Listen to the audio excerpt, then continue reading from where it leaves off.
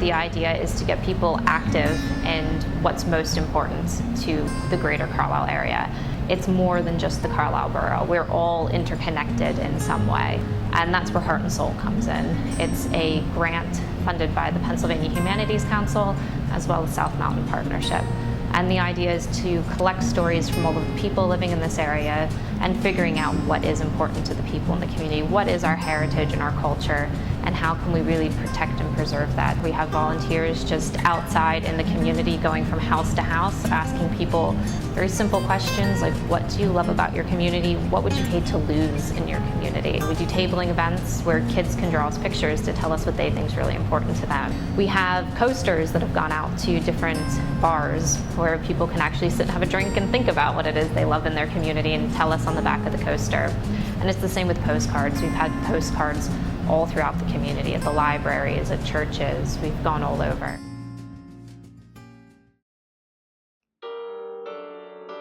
We actually collected a story from Harriet and Edna Gumby in Mount Holly Springs.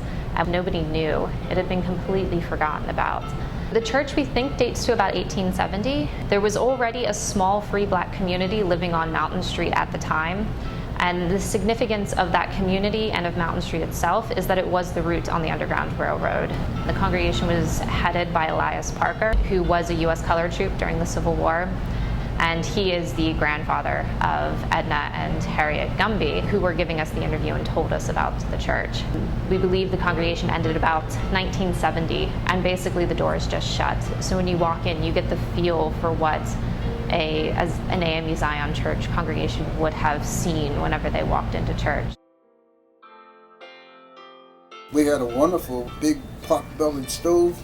The benches were in good condition, pulpit was in condition. We took care of it, you know.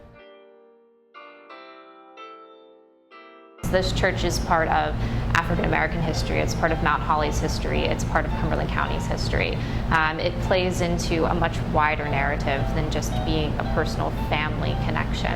And that's where we're at the moment, is working to preserve both the items inside the church and the memory of the church as well, along with the cemetery. It's our heritage, it's my people's blood.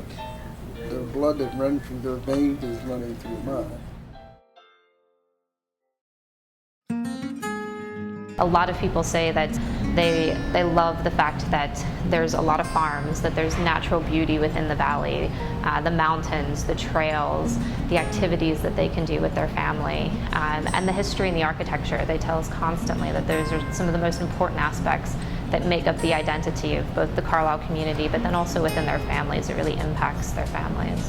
And I think that there are lots of places like that out there. I think there are lots of stories like that out there, and that's what we're looking to achieve in the next year and a half.